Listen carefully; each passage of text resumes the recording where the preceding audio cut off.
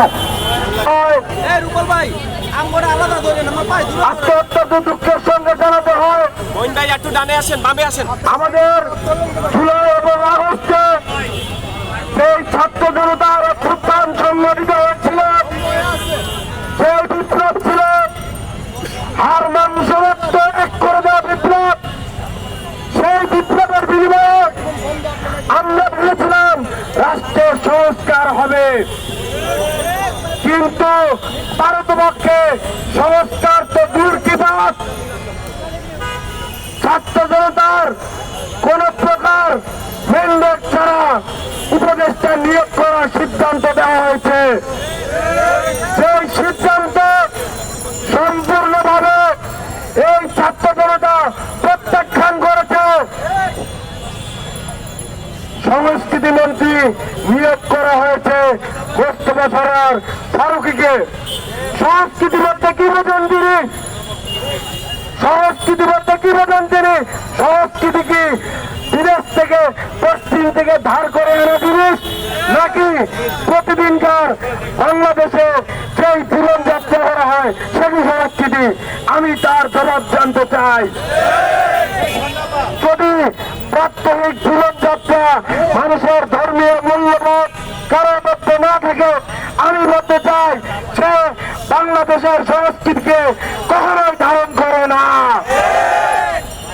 তাই এই সমস্ত যারা আমাদের গণ অভ্যুত্থানের স্পিরিট, সংস্কৃতি বিরোধী সেই সমস্ত অপশক্তি আছে, যারা মানে মুজিব তাদের কাবা, ধানমন্ডি 32 তাদের কাবা, সেই সমস্ত সংস্কৃতি মন্ত্রী বা উপদেষ্টা তাদেরকে যারা নিয়োগ দেয় তাদেরকে আমরা লাল কার্ড দেখাই।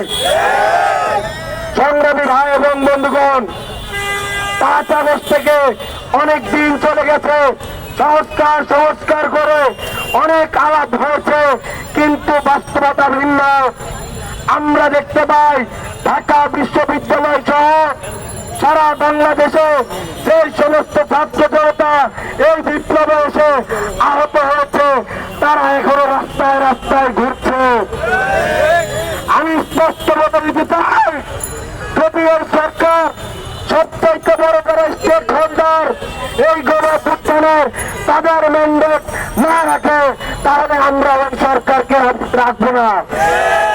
স্পষ্ট বিবৃতি দিয়ে দিচ্ছি, যদি আমাদের মতের কোনো প্রতিফলন না থাকে, সেখানে ছাত্র জনতার মতের কোন প্রকার প্রতিফলন না থাকে, আমরা তাকে লাল কার্ড দেখিয়ে দেব।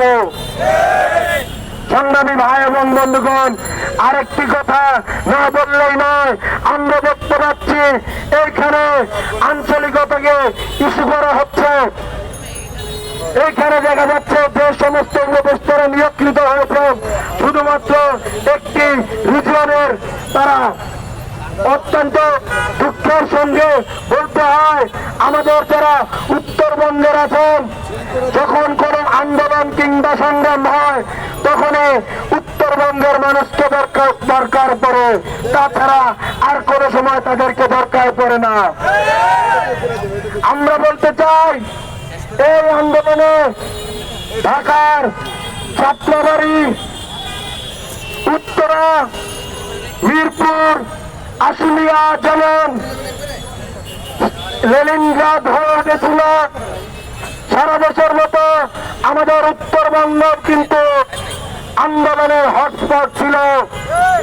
আমাদের বাংলাদেশের এই দ্বিতীয় স্বাধীনতার প্রথম শহীদ আবু সাইদ উত্তরবঙ্গের সন্তান।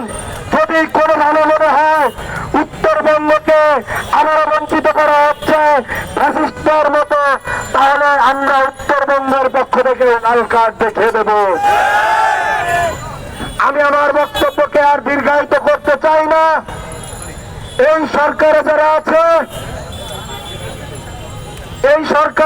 আছে, এদের মধ্যে যারা ফ্যাসিবাদের দোষর, তাদেরকে অবিলম্বে পদত্যাগ করতে হবে এবং তাদেরকে নিয়োগ করার কথা ভাবছে তাদের মধ্যে অতি সত্বর ভেরিফিকেশন করে যারা দালাল আছে তাদেরকে টেনে হিসেবে নামাতে হবে।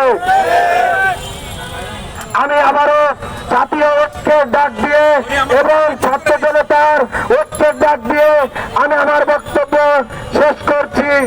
ইনকিলাব জিন্দাবাদ।